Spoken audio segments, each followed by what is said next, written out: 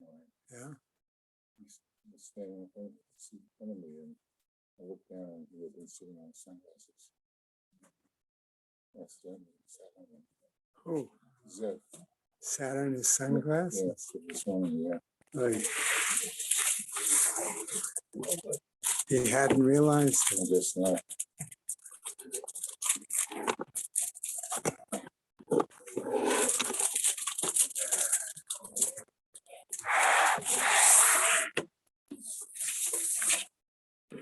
Okay, I'm going to start as usual with our sponsors, and then we'll go on for today's daf.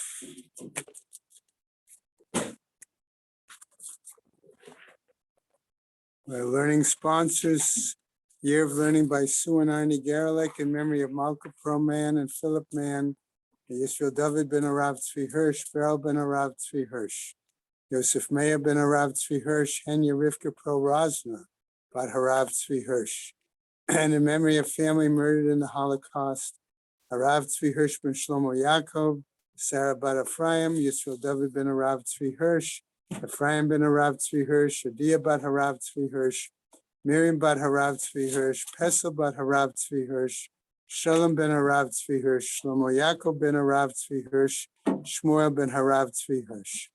Leslie and Gail Kaplan in memory of their parents, Harry and Marjorie Siddell and Irving and Pro Kaplan. Children, grandchildren, and great-grandchildren of Toby Paris, Sarah Tova bat Yisrael Dov in her memory. Charlie Gelfenstein and Sam Levine in memory of Ramona Levine, Rachel Mata bat Asher. Friends of Nina Moinester, Nechama Azna bat Yitzchak Ahalon.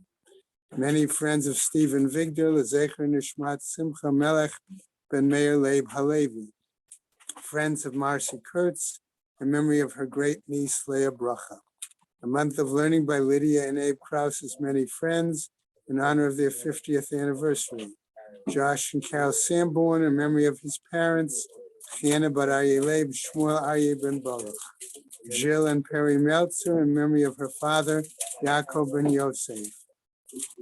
A week of learning by the family of Esther Shepatovsky in her memory, Esther Riva bat Betzalel. Sid Paris in memory of his father, Chaim ben Aaron HaKohen. Charlie Gelfenstein and Sam Levine in memory of Charlie's wife and Sam's sister, Menucha Sarah bat Yechiel Michal, and in memory of Sam's mother and Charlie's mother-in-law, Zissel bat Yehoshua. Leslie and Gail Kaplan in memory of his mother, Pesha bat Shmuel Yitzchak Halevi V'Tzipora. Andrea and David Dolney in memory of her mother, Edeltzina bat Shimshon.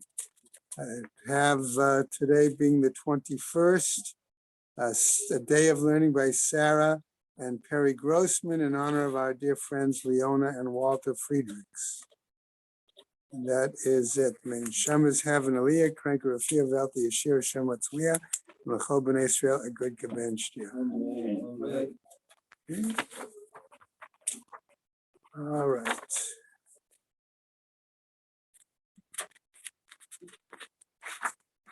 I wish I could say the Gemara is getting easier. All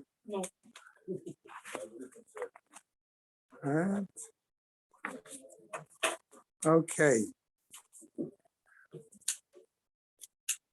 So I thought we would start this morning, like we usually do, at the bottom of the previous Amud. Yud Gimel Amud Beis. Bottom line, whatever it is, 13B4 or B5 or whatever Art Scroll calls it.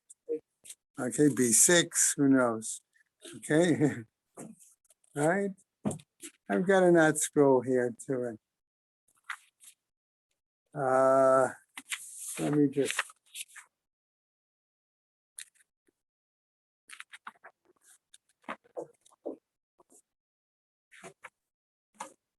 Actually,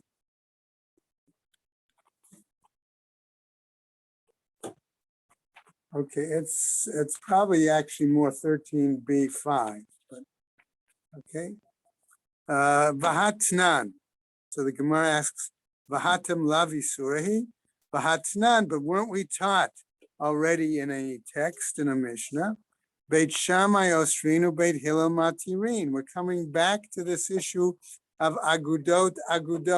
Again, remember, we tried to give one example was on for Purim. That didn't apply. One example was Pesach. That didn't apply, right? And the challenge was once you're talking about an Isur, the other you're talking about Minhag. Okay, now we come back to our regular situation. Isn't this going to create agudot? Okay, so that's the implication here. Amar le said to him, Hatam, there when we talked about the example of Erev Pesach, Haroeh, where one would see somebody not working, right? What would he say? Malachahu delitle. Okay, he just doesn't have work that day. Okay, he's a day laborer and he didn't find work that day. Okay. Laha Beit Shammai matirin hatzarot la'achim uBeit Hillel osrim. But we concluded there, and notice, by the way, that art scroll on the bottom of, as I said, 13b6 throws out a one-liner. Okay, but this Mishnah, in other words, our Mishnah that we're talking about, okay, again, permits co-wives to brothers. On the other hand, Beis Hillel forbids it. Okay, and art scroll's note there was says to go back to see another note. Okay, which I didn't like.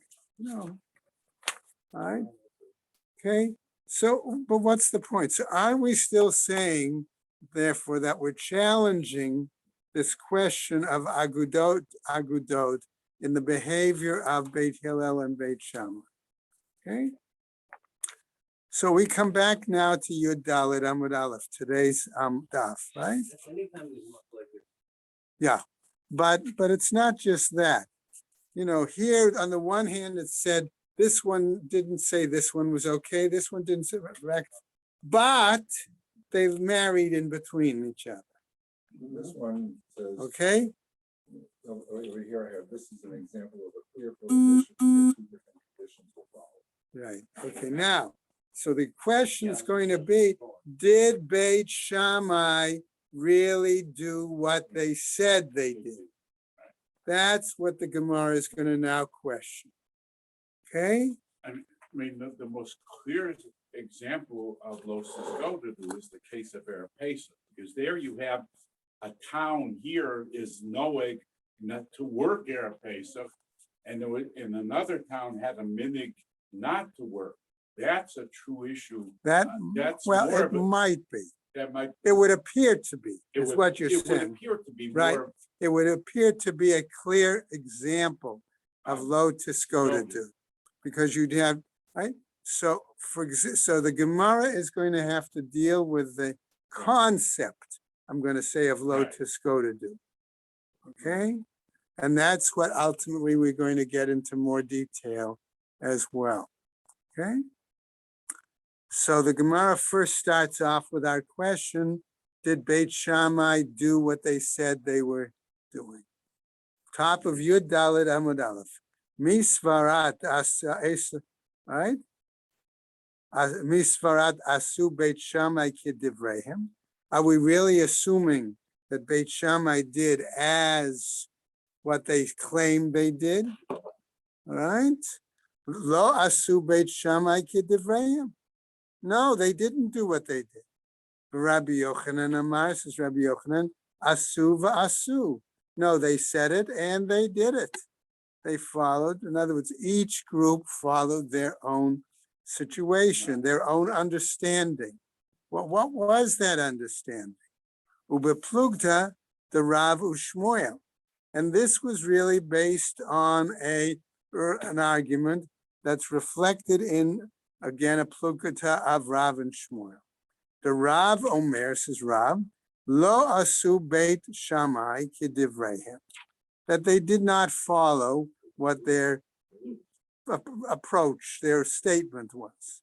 Ushmuel Amar asu va'asu. And Shmuel said, no, they did follow it. Emat, at what point? Under what conditions? Okay. Ilema kodem batko. If we say it was before the bat kol that that announced in a way, I don't want to say in a way, that announced according to Masorah that halacha is according to Beit Hillel, except we know that that's not in all cases. I remember, I think it's 6 examples throughout Shas that we go by Beit Shammai. Okay, but the Bas Kol said in general the law is like Beis Hillel. So if it was before the Bas Kol, Mai Tama Damar Damar Lo Asu. What was the reason then that one master said they didn't follow that? Ve'ela, but rather Lachar Bas Kol. Therefore, it must have been after the Bas Kol. Mai Tama Damar Damar Asu. If that's the case, why did the other master say that they did follow it? How you can, right? Because if the halacha is like Beis Hillel, Beis Shammai should not have been paskening differently. Bait ema, if I want to say, right, kodem batko, before the basko, bayis ema lachar basko. Therefore, some want to say it was before, some want to say it was after the basko. Bait ema kodem basko. If I want to say it was before, ukigon the Beit Hillel ruba, and it was due to the fact that Beit Hillel was in the majority, namely when they met, okay, together.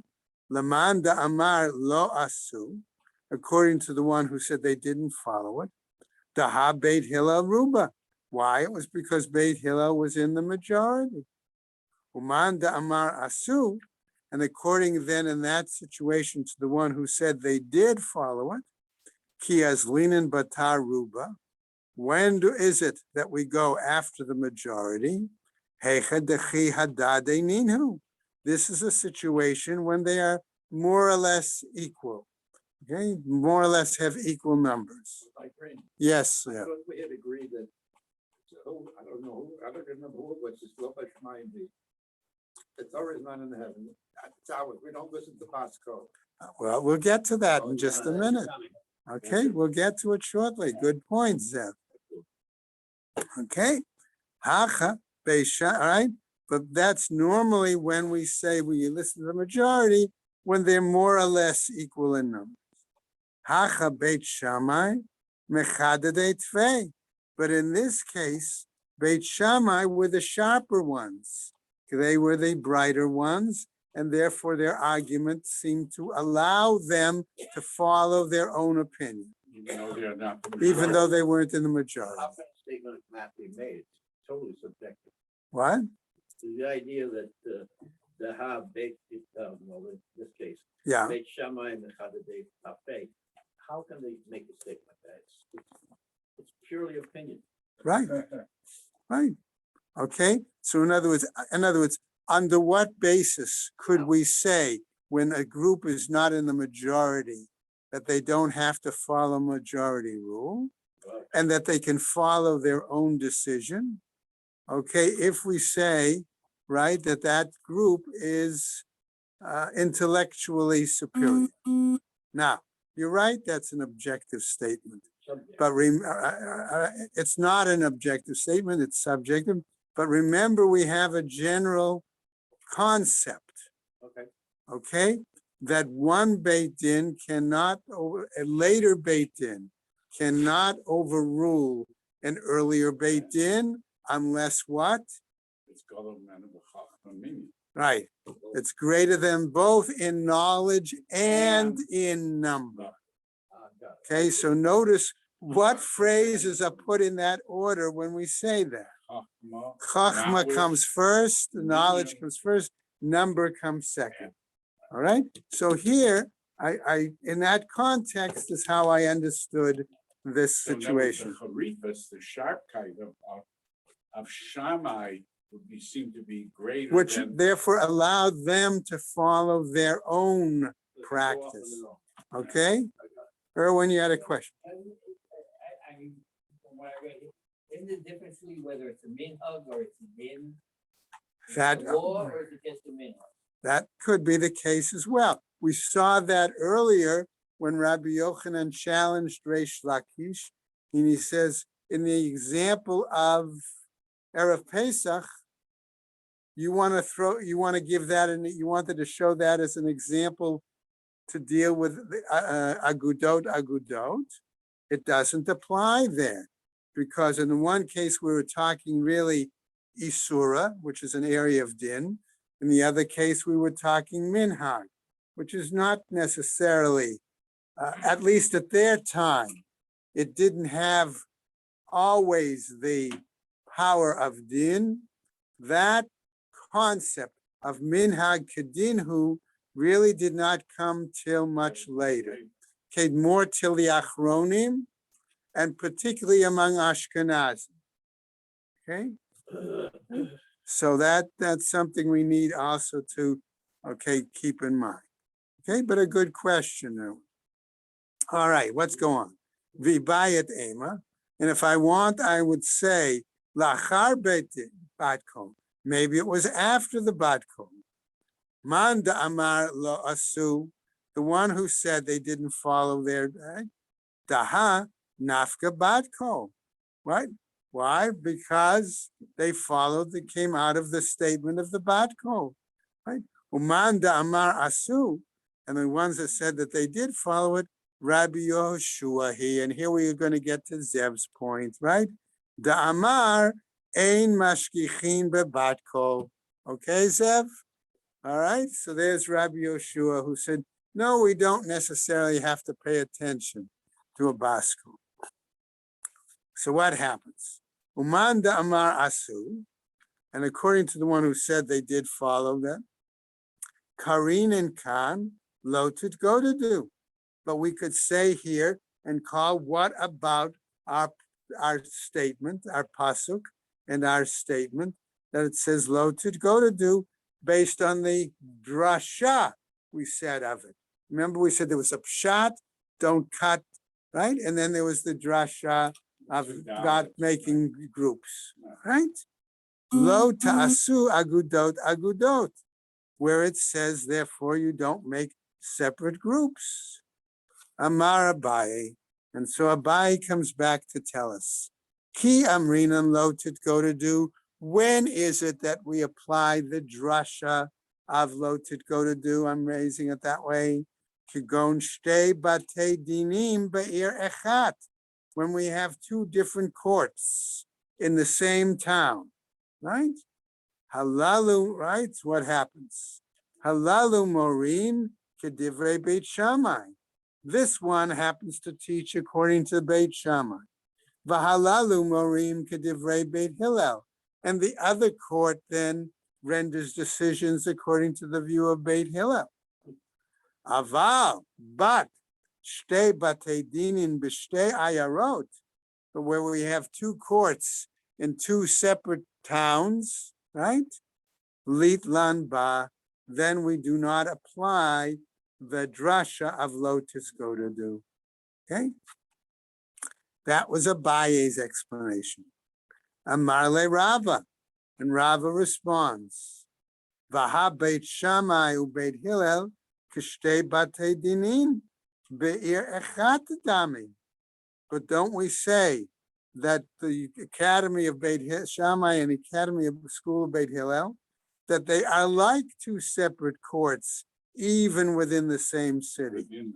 Okay, and if that's the case, then loted go to do's drasha should apply, right?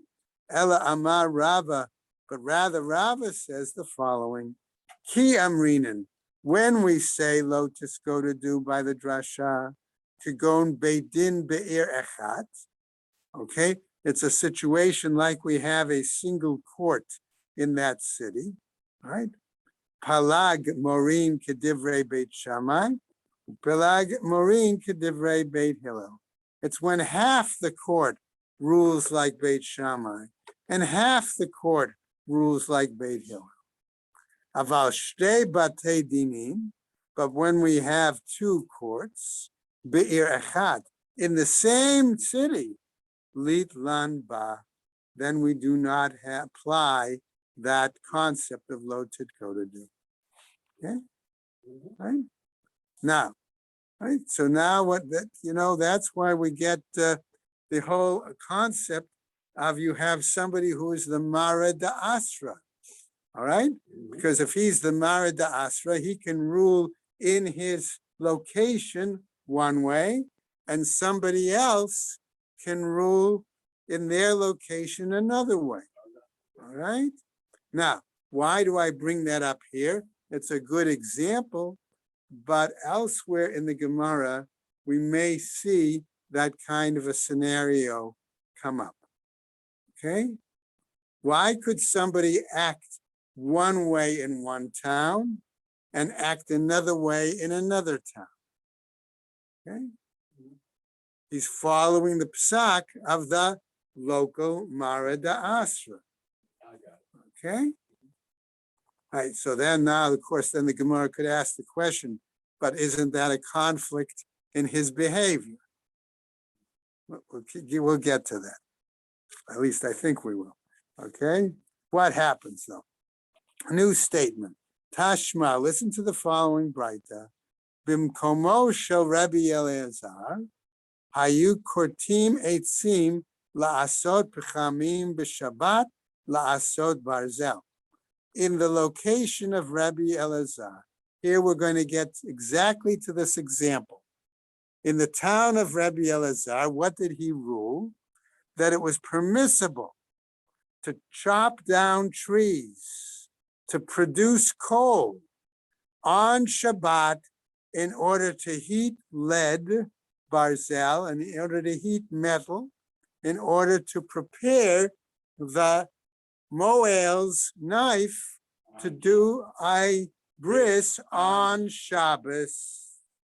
So it wasn't just permitting to do the bris, it was all exactly, Bob, all the machshirim, all the preparations.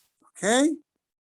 Bimkomo shel Rabbi Yossi Haglili, in the place of Rabbi Yossi Haglili, hayu ochlim basar of b'chalav. They ate chicken with milk. Okay? Bimkomo shel Rabbi Eliezer. What? Wait. Okay? Bimkomo shel Rabbi Eliezer. And yes, Bimkomo shel Rabbi Akiva, lo. And in the place of Rabbi Akiva, no. The Tanya. Right? So this is what the Braita is telling us. That we have examples of different places that had different practices. Is that agudot? Let's go on in the Gemara. The Tanya, as we're taught, klal amar Rabbi Akiva. Rabbi Akiva made a general principle. Kol malacha she'afshar la'asota me'erev Shabbat ein dochet haShabbat. Any kind of malacha that it's possible to do on Friday, okay, like cutting down the wood, like making it and burning it, and making charcoal, like things like that. Okay, those should be done on Friday and not on Shabbos. Okay, all right. V'hai ma'it yufta, and what proof is that? Mekomot shani. Different places have different practices. And when we ask Allah about this, my karila, what then do we ask? It's possible I might say, Mishum chumra de Shabbat, kemakom echad dami.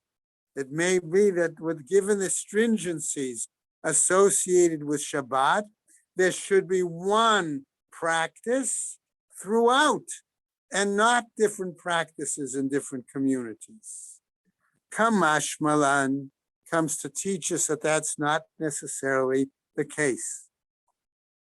Therefore, the Gemara goes on, Tashma, listen to the following Braita. So I now have a Braita I just finished that told me that in different places you could have different customs, and we do not consider that agudot. Okay? All right. Now we go on. Another brighter. Tashma de Rabbi Abahu. What about the following example with Rabbi Abahu? Ki ikle la'atre de Rabbi Yoshua ben Levi. When he arrived to the place of Rabbi Yoshua ben Levi, Hava metaltel shraga. He would transport some sort of light, a lamp. Okay? And this was done on Shabbos. But ki akle le'atre de Rabbi Yochanan. And when he arrived and came to the location of Rabbi Yochanan, lo hava metaltel shraga. He would not transport or transfer the lamp on Shabbos. Vahai, and here, my kushya, what's our problem? Velo amrin and mikomot shani. Can't we say here, like we said in the previous Braita, that different places, right, have different minhagim, different practices? Anan hachi ka'amrinan. We here, this is what we say. Rabbi Abahu, hechi avid hacha hachi, vehechi avid hacha hachi. Okay, fine, we can say with different places they have different minhagim. But Rabbi Abahu himself, how could he behave one way in one place and one way in another place? Right? Doesn't he need to be consistent in his practices? Okay? Right? So that's the question. Well, we'll see. So, namely, what do we see? Rabbi Abahu, Rabbi Yoshua ben Levi, severely. Okay, Rabbi Abahu actually held like the view of Rabbi Yoshua ben Levi, right? Okay, which we said permitted transfer of the lamp on Shabbos. De Rabbi Yochanan, and when he came to the place of Rabbi Yochanan, lo hava metatel mishum kvodo de Rabbi Yochanan, and there he followed the view of Rabbi Yochanan as a sign of respect to the view of Rabbi Yochanan. So he had his own halachic view, but he was machmir on himself in that situation out of respect for Rabbi Yochanan. So Gemara continues. Vaha'ika shama. Hey, but he had a servant. The modale l'shama. And this is what he acknowledged and informed the servant of why he practiced the way he did. Okay? Another brighter tashma. Afal pi she'elu osrim ve'elu matirim. Okay? We're back to our Mishnah. Even though these forbid and these permitted, lo nimna'u beit Shammai milisa nashim mi beit Hillel, lo beit Hillel mi beit Shammai. This didn't prevent one group's men marrying the women of the other and vice versa. Okay? I amart b'shlema lo asu. If you're going to go back to our original earlier argument and said that they didn't follow, okay, that psak, mishum hachi lo nimna'u. Because of that reason, they didn't refrain. Ela iamat asu. But if you're going to say they did follow, right, that what they argued, amai lo nimna'u, why didn't they refrain? Bishlema beit Shammai mi beit Hillel lo nimna'u. That's acceptable regarding the men of Beit Shammai to marry into Beit Hillel, that they didn't refrain. The b'nei chai ve'lavinin. Why? Because in that situation, they would only be over on a normal, regular love, right? In other words, the children would be products of an ordinary love and would not be subject to korate, and therefore they would not be considered mamzerim, right? And the Gemara is going to spell this out for us shortly. Ela Beit Hillel mi Beit Shammai. But what about the men of Beit Hillel marrying women of Beit Shammai? Amai lo nimnu. Why didn't they refrain? B'nei chayve kritut mamzerim ninhu. Those progeny would Would then have be been products, excuse me, products of a love with a punishment of karet, and as a result, they would be considered mamzerim. So what happens? V'chi tema kesavre Beit Hillel the ein mamzer michayve kritut. And were you even to consider the idea that the men of Beit Hillel would not consider those children mamzerim when the marriage was such that it was a lav punishable by karet? Va'amar Rabbi Elazar.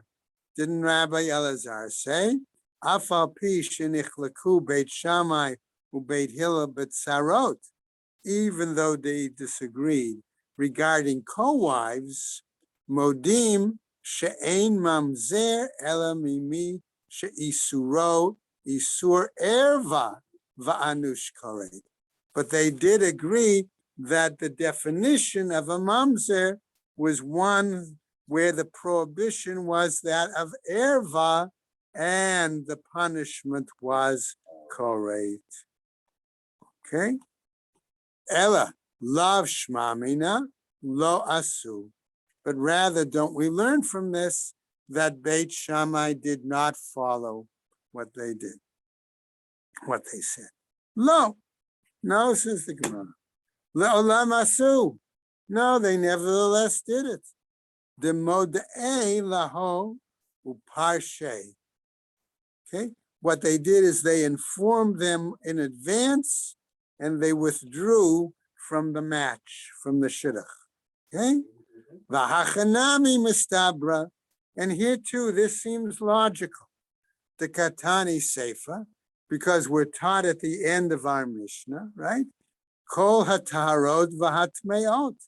All those utensils we said that were tahor or tameh, shahayu elu mitaharim, that these ones would make it, purify it, ve'elu mitam'im, and these were impure, lo nimna'u, they did not hold back from using them, osim taharot, they would make them tahor, elu al gabe elu, these on these. So if Beit Hillel borrowed or Beit Shammai borrowed utensils, They all right? they used tahar. Right, okay. What they did is they would borrow the utensil and they would be mataher the utensil. Okay, just to make sure out of safek, and then go ahead. All right. So now let's go on. What happens? If you're going to say that they advised them, they warned them, mishum hachi lo nimna'u, based on that reason they didn't withdraw, didn't hold back from marrying. Ella, rather, iamart delomo dialo. But if you said they didn't inform them, right? Bishlema Beit Shammai mi Beit Hillel. That's acceptable for Beit Shammai from Beit Hillel. Lo nimna'u, they didn't refrain, right? The tmeot, the Beit Hillel, the Beit Shammai, because the utensils of Beit Hillel for Beit Shammai, taharot ninhu, they were considered pure. Ela Beit Hillel mi Beit Shammai, but the utensils that Beit Hillel received from Beit Shammai, lama lo nimna'u, why didn't they refrain? Taharot, the Beit Shammai, the Beit Hillel, why? Those items that were tahor for Beit Shammai, for Beit Hillel, they were tmeot ninhu. They were considered impure. Ela lav demoda'elaha. But wasn't it not because they did inform them? Shmamina. And indeed, that's what we learned. Now, let's go on with a new piece. Yeah. if they inform them about something that's summer, they can be retired. Right. But if you inform them that the lady is Could give an error, Well, what do you do? they wouldn't go through with the shidduch. Okay. So they did not, so then they didn't follow it. Well, I don't know if they would need to inform them that something about her status. Okay? That would be the point. So the Gemara has an interesting question here. My book, it says they would inform them if the girl was a mamzeres, according to their view. So that then they really considered her a mamzeres. We'll get to, I think that's an interesting point. Let's see if the Gemara comes back to that. Okay? Okay. So the Gemara asks a question now. Umay ulmei dahach mehach. Okay, and why the warning? I'm going to translate it regarding the utensils. Mahu detema. What are you trying to tell us? In other words, what's the difference between the case of utensils And the women. marrying that And the Sarah women. is saying? Okay. Mahu detema. What do you want to tell us? Sarah kala idla. With regards to a co-wife, there is, I'm going to use the word publicity. Okay, it's known if she's a co-wife or what her status is. Kamash Malan comes to teach us that that's the case. Gufa. Let's come back now to something we said earlier. Amar Rabbi Elazar, says Rabbi Elazar, Afal pi shenichlaku Beit Shammai u Beit Hillel b'tzarot, even though they disagreed regarding the co-wives, modim she'ein mamzer ela mimi she'isuro isur erva va'anush kare, that they agreed that one is not a mamzer unless, okay, the prohibition is because of erva and the punishment is karet. Man modim, who acknowledged, who agreed? Ilema Beit Shammai la Beit Hillel. If we're saying it's Beit Shammai to Beit Hillel, pshita, that's obvious. B'nei chayve lavin ksherim ninhu. Okay, that if they are simply the children of the progeny from a ordinary lav, they are still ksherim, they are still valid, considered valid Jews. All right? Ella rather, Beit Hillel, the Beit Shammai, but when we come to Beit Hillel to Beit Shammai, he gufa chayve krititi. They are themselves the product of a prohibition of chorus. All right? And that's problematic. Le'olam Beit Shammai leBeit Hillel. Now, what we're saying here is a situation with Beit Shammai and Beit Hillel. They would agree. They would agree to the view. They would be the ones who are modim, is what the Gemara is trying to spell out. All right? Le'olam Beit Shammai leBeit Hillel. Ula'afuke mid Rabbi Akiva. And to exclude the view of Rabbi Akiva. The Amar yesh mamzer mechayve lavin. Right? Rabbi Akiva was more stringent in this case and said even when there is only an ordinary Torah prohibition, not in a case of erva, the progeny would still be mamzer. Right? Kamash malan the ein mamzer mechayve lavin.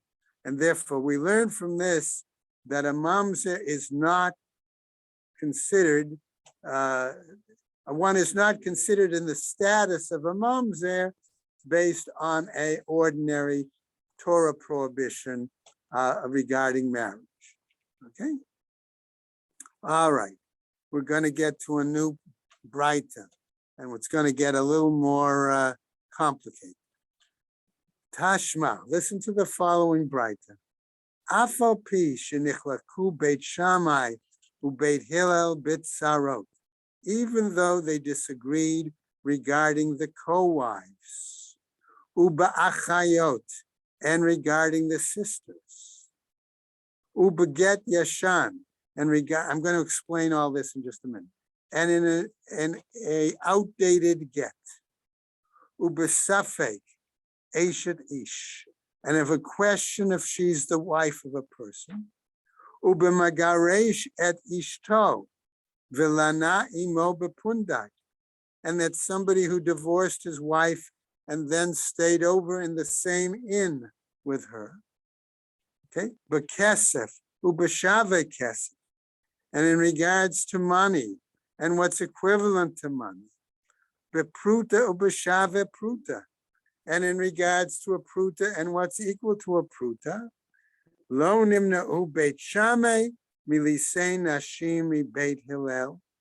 That did not prevent those from Beit Shammai from marrying those of Beit Hillel. V'lo Beit Hillel mi Beit Shammai, and not Beit Hillel from Beit Shammai. L'lamedcha shechiva v'rayut nohagim ze b'zeh, that there was chiva v'rayut, there was friendship and camaraderie. That's a good translation. I was going to use a different word, but that's good. Nohagim ze b'zeh l'kayem ma shene'amar ha'amet v'hashalom ahava. Now, notice that this Braita gives us a whole long list of items, okay, where they disagreed. And we have to just clarify a couple of them, okay? Let's go back. Right, I wanted to get through that list first, okay? So where did they disagree? All right, says the Gemara. Even though shenichlaku Beit Shammai or Beit Hillel b'tzarot, they disagreed with the co-wives, okay, whether one could do that.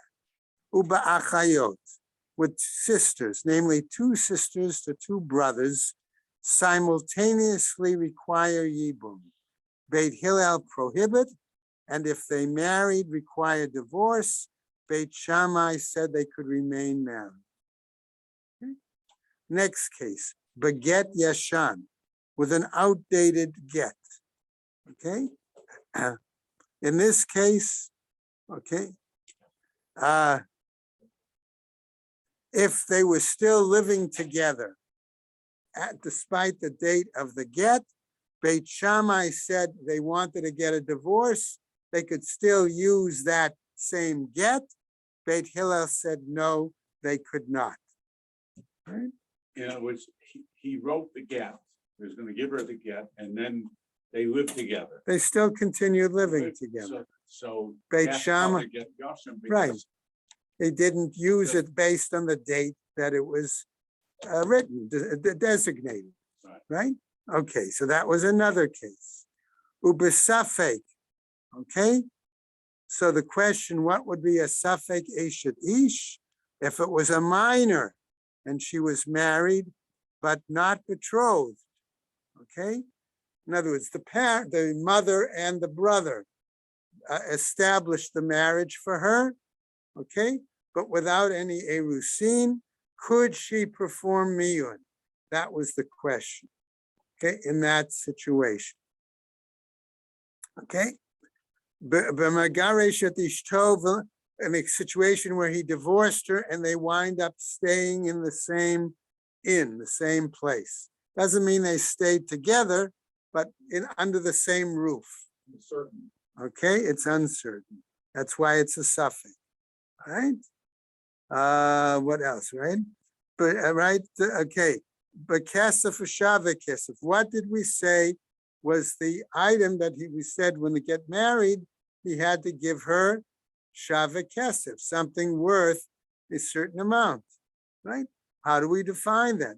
The pruta v'shava pruta again, right? Because they had these differences of what these were, right? Trying to finish up, right? All of these things, they still married one to another. Rabbi Shimon Omer, nimna'u hein min havada, that they would hesitate. They prevented them when there was a clear case, v'lo nimna'u min hasafek, but they didn't hold back from marrying when there was a doubt. The Gemara asks, "I amarta b'shlema asu." If you're going to say that's clearly Beit Shammai followed what they said, mishum hachi nimnu. Therefore, because of that, that's why they refrained from Beis Hillel refrained from, marrying. right, Ela iyamart lo asu.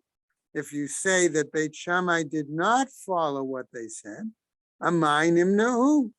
Why would they hold back? refrain? Right? Why would they refrain? V'tispara. And logically, we say as follows: Nihi nami da'asu. Let us assume then that they followed what they'd said. Bishlema Beit Hillel nimna'u mi Beit Shammai. That's then acceptable that Beit Hillel would hold back from marrying with Beit Shammai. Dechai ve'kritut ninhu umamzirim heim leBeit Hillel. Why? Because they would be progeny would be subject to Allah. That marriage is a lav with koret, and the progeny would be mamzerim for Beit Hillel. Right. Ella Beit Shammai, amai nimna'u mi Beit Hillel. But Beit Shammai, why would they hold back from marrying into Beit Hillel? B'nei chayvai lavi ninhu uksherim ninhu.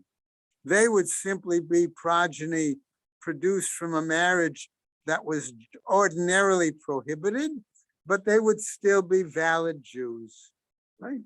Kida'amar Rav Nachman Bar Yitzchak, as Rav Nachman Bar Yitzchak says, Lo nitzracha ela litzara atzma. He claimed it was only necessary in regarding to the status of the co-wife. Hachanami, here too, Lo nitzracha ela litzara atzma. Here too, it was only necessary for the status of the co-wife. Umisha amar minavadai. And what about the one who said when it was a very clear case? The isurahu. There we have a clear prohibition. Safek nami isurahu. But where there's a doubt, there's also a prohibition. Lo tema min hasafek. Don't say then it occurred when there was a question or a doubt. Ela ema min hastam. But rather say it occurred when in general, when there was a problem.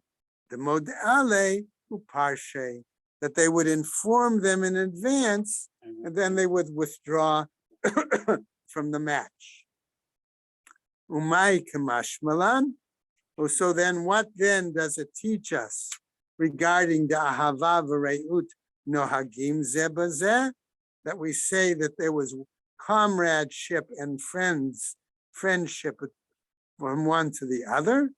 Hainu Reisha. That goes back to what we said at the outset. Hakamash Malan, here though it comes to teach us, the Kula Rabbi Shimon that this entire statement, our whole Mishnah, is according to Rabbi Shimon. Tashma, the Amar Rabbi Yochanan ben Neori. If that's the case, then listen to what Rabbi Yochanan ben Neori says. How is it possible then that this kind of law would spread among the land, among the Jewish people? Let us do then according to Beit Shammai. Havlad mamzer the divrei Beit Hillel. If that were the case, then if we were to follow the practices of Beit Shammai, according to Beis Hillel, all of these children would be mamzerim. Naaseh k'divrei Beit Hillel. If we go ahead and follow the line of thinking, the law, the practices according to Beis Hillel, havlad pagum the divrei Beit Shammai. Then the progeny would have be pagum. They would have a negative status. Okay. Bo unitaken laho l'tzarot. Come and let us make the law regarding the co-wives. Shehiyu chotzot v'lo mit yabmot. That in those cases we will make a general practice that with regards to co-wives they have to have chalitza and not Ibum. But what happened? Lo hispiku ligmor et hadavar ad shenitrafa hasha'a. They did not have enough time because of warfare, okay, to come to a conclusion in that situation, and they come to a final decision, right? We'll come back to this, pick up there tomorrow and continue. Says Beit Shammai was the child of a woman prohibited in marriage. That what?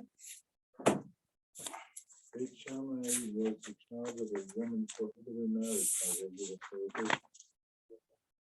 Mom said that his lineage is definitely left to law. I don't know.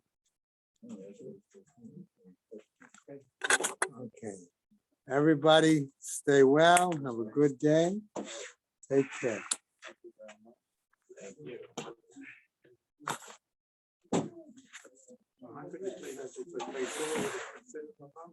Yeah, so that's why the art scroll gave that explanation. In other words, the issue is, did they resolve it? They didn't resolve